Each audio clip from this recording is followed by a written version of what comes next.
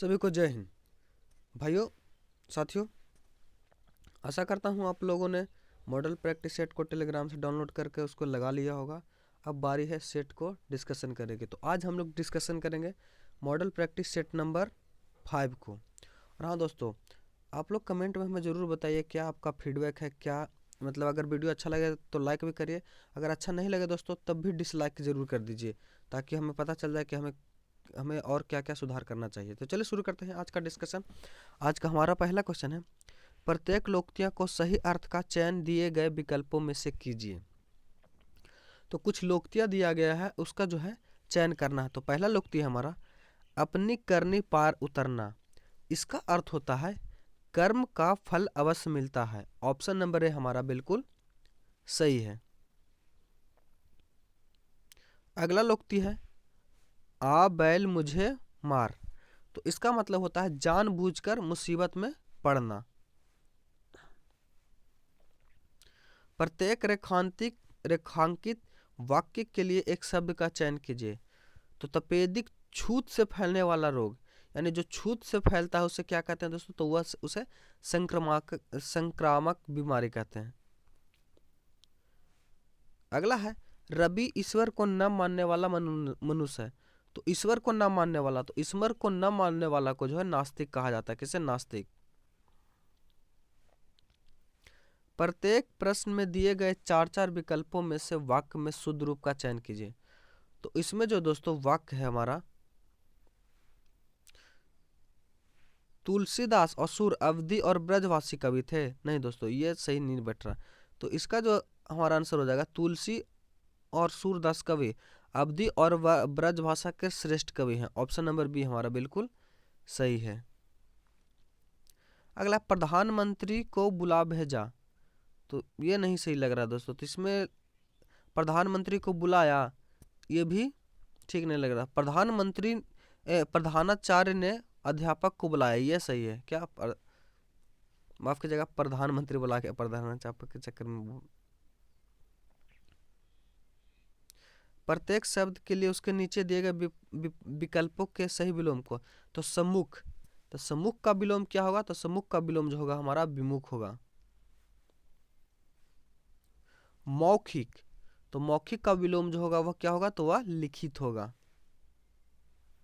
चलते हैं आगे प्रश्न हमारा, प्रत्येक वाक्य के रिक्त स्थानों की उपयुक्त शब्द द्वारा पूर्ति के लिए कुछ विकल्प प्रस्तावित हैं। उपयुक्त यानी कि सही को भरना है। तो रवि सदा मदन के लिए प्रति क्या रहेगा? कृतज्ञ रहेगा। अतिथि ने भोजन करने की इच्छा व्यक्त की। क्या की? इच्छा व्यक्त।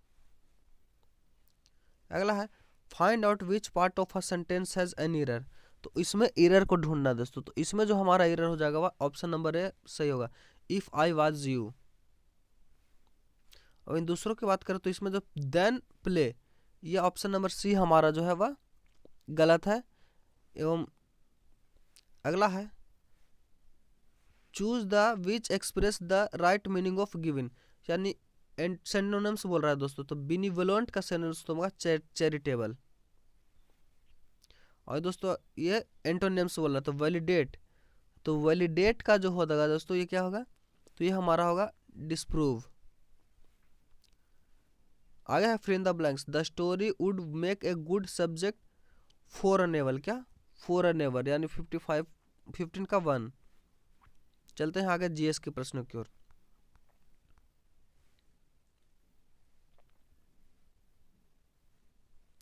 निम्नलिखित में से किस एक को छोड़कर राष्ट्रपति अन्य सभी पदों अपने पदों से हटा सकता है? तो राष्ट्रपति डायरेक्ट रूप से दोस्तों भारत के महान्यायवादी एवं राज्यों के राज्यपाल और उच्च न्यायालय के प्रतिवेदन पर राज्य लोकसभा आयोग के अध्यक्ष को हटा दे सकता है, लेकिन मंत्रिपरिषद को वह डायरेक्ट नहीं हटा सकता है। ऑप्शन नंबर डी हमारा बिल्कुल सही है।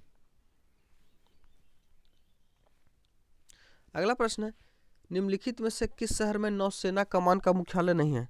तो नौसेना कमान का जो मुख्यालय दोस्तों वो चेन्नई में नहीं है, जबकि विशाखापत्तनम, मुंबई, कोचीन ये सब जगहों में है जो है नौसेना का मुख्यालय है।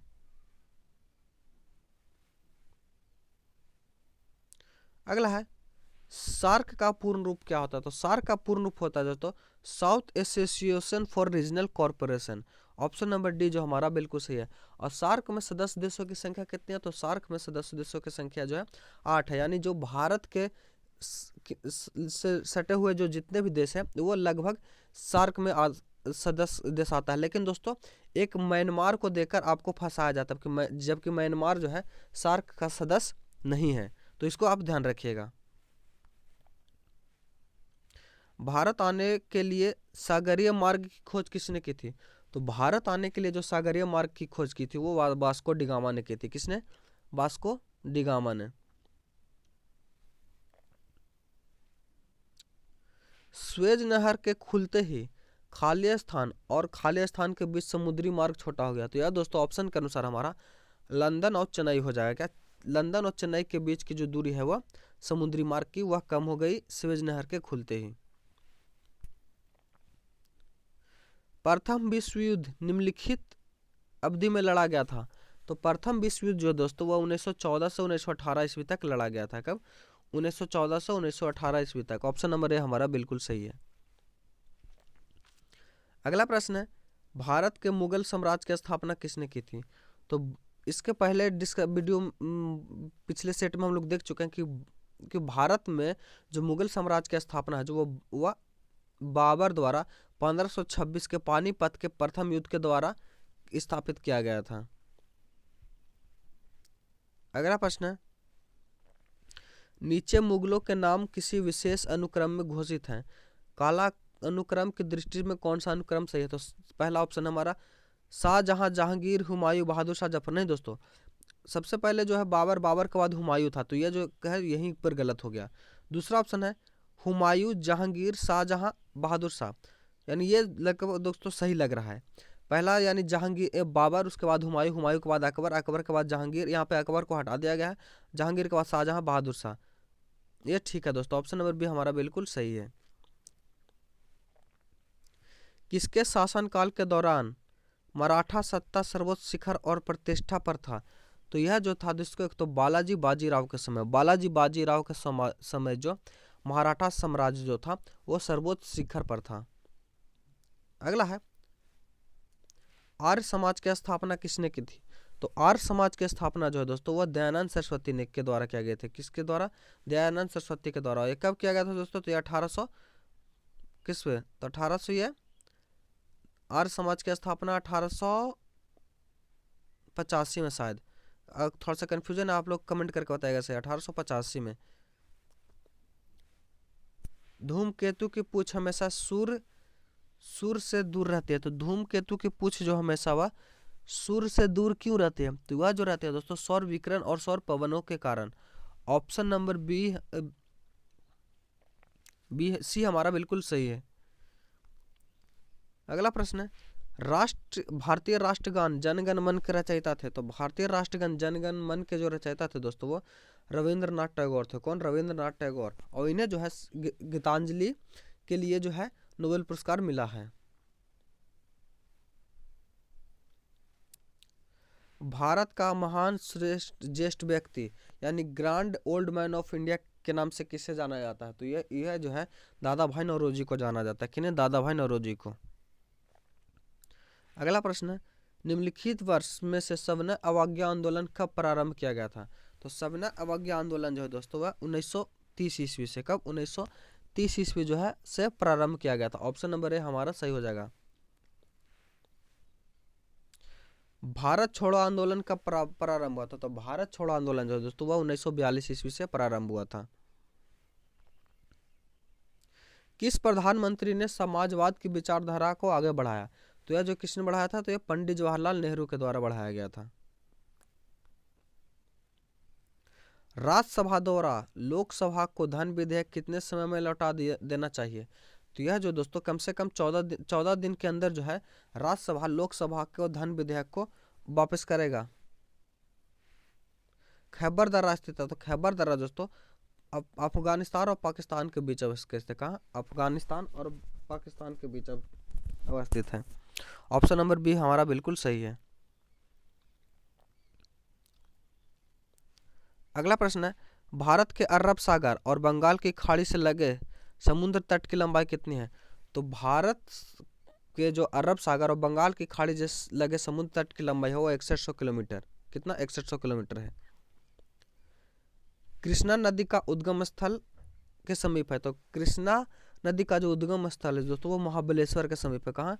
महाबलेश्वर, यानी ऑप्शन नंबर ए हमारा जो है बिल्कुल सही है। अगला प्रश्न है, भारत एक धर्मनिरपेक्ष देश है, इसका तात्पर्य है। तो भारत एक धर्मनिरपेक्ष देश है, इसका तात्पर्य जो है दोस्तों, इसका कोई राज्य स्तर पर धर्म नहीं है। ऑप्शन नंबर बी हमारा बिल्कुल सही है।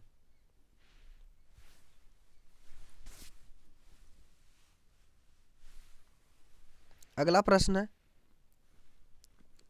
पृथ्वी एक घंटे में कितना देशांतर घूमती है? तो पृथ्वी एक घंटे में दोस्तों 15 डिग्री देशांतर घूमती है। ऑप्शन नंबर बी हमारा बिल्कुल सही है। अगला प्रश्न है, हंटर आयोग की नियुक्ति कब की गई थी? तो हंटर आयोग की नियुक्ति जो है दोस्तों जलियांवाला बाग हत्याकांड के बाद की गई थी। ऑप्शन नंबर बी हमारा बिल्कुल सही है। अगला प्रश्न है, खरीफ की फसल काटी जाती है। तो खरीफ की फसल जो है दोस्तों नवंबर के प्रारंभ में काटी जाती है। ऑप्शन के अनुसार हमारा बिल्कुल सही है। चंद्र ग्रहण तब होता है जब सूर्य पृथ्वी और चंद्रमा के बीच आ जाता है। नहीं, तो पृथ्वी जो है दोस्तों वह सूर्य और चंद्रमा के बीच आ जाती है। ऑप्शन नंबर बी हमारा जो है बिल्कुल सही होगा। कौन सा? बी। अगला प्रश्न है, ब्रिटिश शासन द्वारा निम्नलिखित स्थानों में से बीच प्रथम रेलवे लाइन शुरू की गई थी। तो यह जो है मुंबई से थाने के बीच शुरू की गई थी। कहाँ? मुंबई से थाने। ऑप्शन नंबर बी हमारा जो है बिल्कुल सही है। अगला प्रश्न है, भारत का राष्ट्रीय पशु कौन सा है? तो भारत का राष्ट्रीय पशु जो है हमारा बाघ है। भारत में निम्नलिखित में से कौन सा सदन अधिक शक्तिशाली है? तो इसमें जो दोस्तों ए और बी दोनों जो है समान रूप से शक्तिशाली है। ऑप्शन नंबर सी हमारा सही हो जाएगा। भारतीय वायुसेना में कमीशन्ड अधिकारी का सबसे छोटा पद कौन सा है? तो वह जो होता है दोस्तों वह पायलट ऑफिसर का होता है। युद्ध में साहस एवं पराक्रम के प्रदर्शन के लिए दिया जाने वाला भारत का सर्वोच्च सैनिक अलंकरण कौन है? तो वह जो दोस्तों कौन? तो वह जो है परमवीर चक्र है। कौन सा? परमवीर चक्र। ऑप्शन नंबर सी हमारा बिल्कुल सही है। विश्व का सबसे बड़ा महाद्वीप है। तो विश्व का सबसे बड़ा महाद्वीप जो दोस्तों वो एशिया है। कौन सा? एशिया। ऋतुएं निम्नलिखित से कारण से होती है। तो ऋतुएं जो दोस्तों वह सूर्य के चारों ओर पृथ्वी के परिक्रमण के कारण होती है। ऑप्शन नंबर बी हमारा बिल्कुल सही है। जय जवान जय किसान का नारा किसने दिया था? तो जय जवान जय किसान का जो नारा है दोस्तों वह लाल बहादुर शास्त्री के द्वारा किया गया था। वहीं दोस्तों बात करें जय जवान जय किसान जय विज्ञान का नारा जो है यह किसके द्वारा दिया गया था? तो यह अटल बिहारी वाजपेयी के द्वारा दिया गया था। अगला प्रश्न है, पृथ्वी की सतह से सबसे दूर वायुमंडलीय परत किस नाम से विदित है? तो यह जो दोस्तों बहिर्मंडल के नाम से जाना जाता है। एवं पृथ्वी के समीप जो है वो से क्षोभ मंडल के नाम से जाते हैं। और जितनी भी मौसमी घटनाएं सारी होती है वह जो है क्षोभ मंडल में होती है। वहीं दोस्तों बात करें समताप मंडल की, तो समताप मंडल जो में जो है वायुमान उड़ता है। DCS यानी DCS ट्रॉफी का संबंध किससे है? तो इसका संबंध जो है फुटबॉल खेल से। किससे? फुटबॉल खेल से। अल्लाह रखा निम्नलिखित वाद्य यंत्रों में से किसके वादन के लिए प्रसिद्ध है? तो अल्लाह रखा जो दोस्तों वह तबला वादन के लिए प्रसिद्ध है। किसके लिए? तबला वादन के लिए। मुगल बादशाह जिसने 15 वर्ष निर्वासित होकर गुजारे थे निम्नलिखित में था, तो वह कौन था दोस्तों? तो वह हुमायूं था। ऑप्शन नंबर सी हमारा बिल्कुल सही है। राज्यसभा की बैठक की अध्यक्षता करता है। तो राज्यसभा की जो बैठक की अध्यक्षता है दोस्तों वह उपराष्ट्रपति के द्वारा की जाती है। किसके द्वारा? उपराष्ट्रपति के द्वारा की जाती है। अगला प्रश्न है, निम्नलिखित में से किन गुफाओं में त्रिमूर्ति के मुखमंडल की मूर्ति स्थित है? तो यह जो स्थित है कहाँ? तो यह जो एलिफेंटा की गुफा में स्थित है। कहाँ? एलिफेंटा की गुफा में। अगला प्रश्न है, निम्नलिखित में से कौन से क्षेत्र की मुख्य फसल फसल चावल है, तो चावल जो है दोस्तों यह उष्णकटिबंधीय मानसूनी क्षेत्र की मुख्य फसल है। अगला प्रश्न है, महाराष्ट्र में सर्वाधिक मात्रा में पाई जाने वाली उपलब्ध मृदा है। तो महाराष्ट्र में जो दोस्तों सर्वाधिक मात्रा में पाई जाने वाली मृदा है वह काली मिट्टी है। कौन सी? काली मिट्टी। अगला प्रश्न हमारा, निम्नलिखित में से कौन सी नकदी फसल महाराष्ट्र में पैदा नहीं होती है। तो ये रबड़ जो है दोस्तों वह महाराष्ट्र में पैदा नहीं होती, जबकि गन्ना, कपास, तिलहन ये सारी जो नकदी फसल है वह महाराष्ट्र में इसकी उपज होती है। निम्नलिखित में से किस राज्य की सीमा राजस्थान से सटा हुआ नहीं है। तो राजस्थान से सटे हुए राज्य जो दोस्तों गुजरात, हरियाणा, उत्तर प्रदेश हैं, जबकि महाराष्ट्र जो है वह राजस्थान से सटा हुआ नहीं है। तो ऑप्शन नंबर बी हमारा बिल्कुल सही हो जाएगा। प्रसिद्ध शिलोत्कीर्ण यानी पत्थर काटकर बनाया गया कैलाश मंदिर कहाँ स्थित है। तो यह जो दोस्तों एलोरा में स्थित है। कहाँ? एलोरा में, यानी ऑप्शन नंबर सी जो हमारा बिल्कुल सही है। अगला प्रश्न है, हरित क्रांति का अर्थ है। तो हरित क्रांति का जो मुख्य अर्थ है दोस्तों, कृषि की आधुनिक विधियों के प्रयोग द्वारा प्रति एकड़ फसल की उपज को बढ़ाना, यानी कि फसल की उपज को अधिक से अधिक बढ़ाना। ऑप्शन नंबर ए जो हमारा बिल्कुल सही है।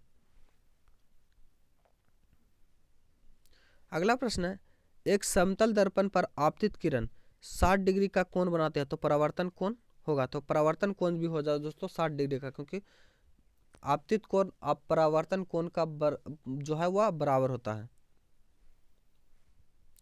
एक प्रकाश वर्ष है, तो प्रकाश वर्ष दोस्तों दूरी का मात्रक, यानी ऑप्शन के अनुसार हमारा भी लंबाई सही हो जाएगा। एक अनंत समतल के सहारे लकड़ी के ब्लॉक को ऊपर खींचकर पहुंचाना आसान होता है बजाय ऊर्ध्वाधर उठाकर, इसका प्रमुख कारण है। तो इसका प्रमुख कारण जो है दोस्तों वो क्या है। तो यह जी का कम हो जाता, जी जो है जी का मान जो है वह कम हो जाता है, यानी ऑप्शन नंबर डी जो हमारा वह सही है। अगला प्रश्न है,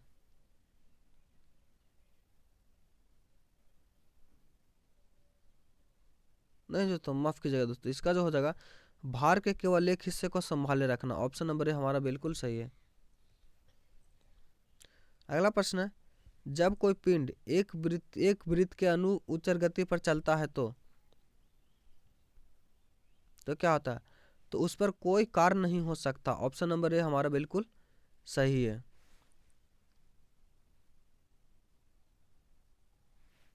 अगला प्रश्न है, एक चिड़िया जो वायुविद बक्से में के फर्श पर विरामावस्था में है, जिसे एक लड़का ले जा रहा है, समरूप वेग से उड़ना शुरू करती है, तो उस बक्से को वहन करने वाले लड़के को अब बक्सा कैसा प्रतीत होगा। तो वैसे जो है दोस्तों वह पहले के समान भार वाला लगेगा। ऑप्शन नंबर सी हमारा बिल्कुल सही है। पानी में एक बिकर के एक बर्फ का टुकड़ा तैर रहा है, तो बर्फ पिघल जाने पर पानी का स्तर क्या होगा। तो बर्फ पिघल जाने पर जो स्तर पानी का स्तर जो दोस्तों वो वही रहेगा। ऑप्शन नंबर सी हमारा बिल्कुल सही है। अगला प्रश्न है, उच्च तुंगता पर पानी कुछ तापमान के लिए उबलने लगता है, कारण। तो इसका कारण जो है दोस्तों वह क्या है। तो इसका कारण जो है वायुमंडलीय दाब तुंगता के साथ घटता है। ऑप्शन नंबर डी हमारा बिल्कुल सही हो जाएगा। पीतल किस मिश्र धातु का बना होता है। तो पीतल जो है यह तांबा और जिंक का बना होता है। किसका? तांबा और जिंक का। अगला प्रश्न है, इसको जो सॉल्व करेगा दोस्तों तो इसका जो आंसर आ जाएगा 9 एम्पियर। पदार्थ की अवस्था जहां निश्चित आकृति निश्चित आयतन दोनों से वर्णित है, निम्नलिखित है, तो यह किसके कारण दोस्तों। तो यह ठोस होता है। इसको पानी और चाक के मिश्रण को अलग किया जाता है, तो वैसे जो है तो अपसादन द्वारा किया जाता है। किसके द्वारा? अपसादन द्वारा।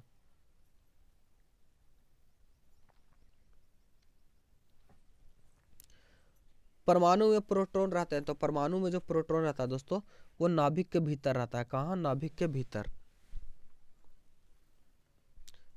अगला प्रश्न है, किसी तत्व की परमाणु संख्या खाली स्थान की है, तो किसी तत्व की परमाणु संख्या जो दोस्तों वो नाभिक के प्रोटॉन की है। किसके? नाभिक के प्रोटॉन की। ऑप्शन नंबर सी हमारा बिल्कुल सही है।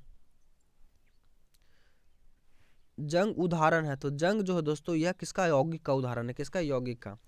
अगला है जल का रासायनिक सूत्र, तो जल का रासायनिक सूत्र हम सबको पता है H2O होता है।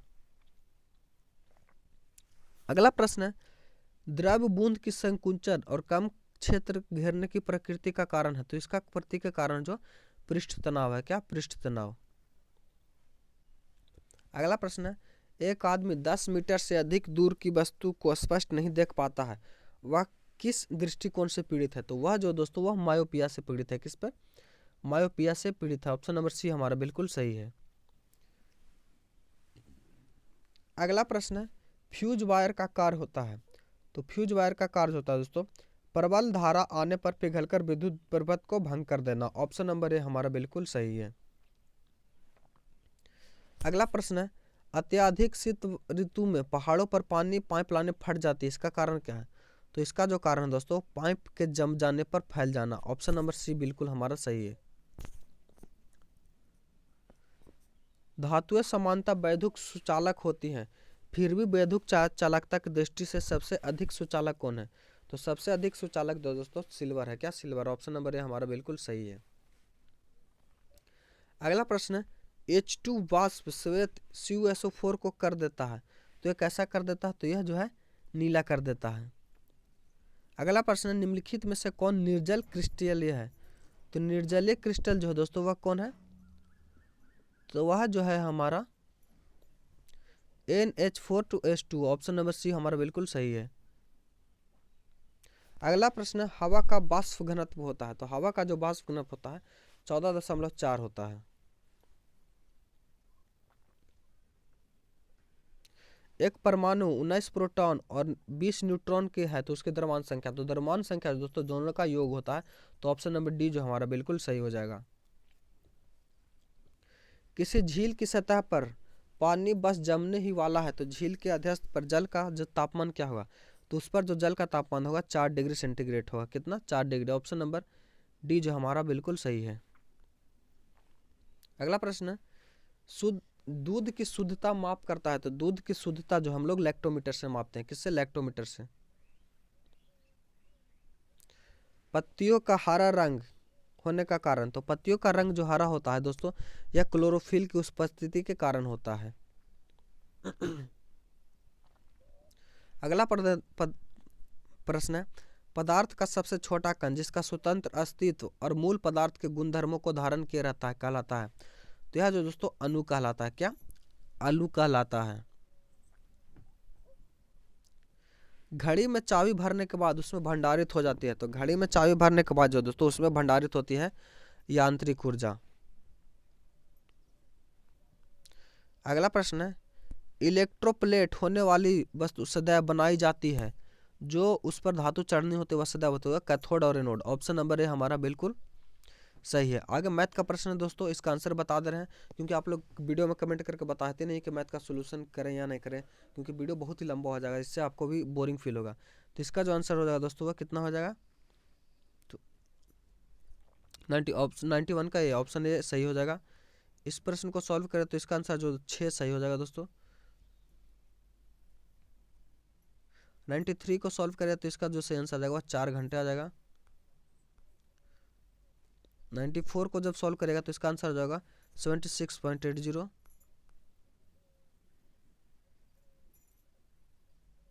ये दोस्तों माफ किया, इसका आंसर आएगा वो 80 आएगा। 95 को सॉल्व करेगा तो 95 को सॉल्व करने के बाद जो आपका आंसर आएगा वो क्या आएगा, तो वह आएगा 30%। अब 96 को सॉल्व करेगा तो इसका जो आंसर आ जाएगा वह 36 आएगा। और 97 का जो हो जाएगा क्या आएगा, तो 97 का जो होगा वो 25% होगा। और 98 की बात करें दोस्तों तो 98 का जो है 2 वर्ष हो जाएगा। और 99 का हमारा क्या हो जाएगा, तो यह हो जाएगा 99 का 10 एवं 100 का ऑप्शन नंबर है बिल्कुल सही है। आशा करता हूँ वीडियो आपको अच्छा लगा होगा। अगर आप चैनल पर नए हैं तो हमारे चैनल को सब्सक्राइब कर लीजिए, क्योंकि इसी तरह का सेट डिस्कशन हम लोग लेकर आते रहते हैं।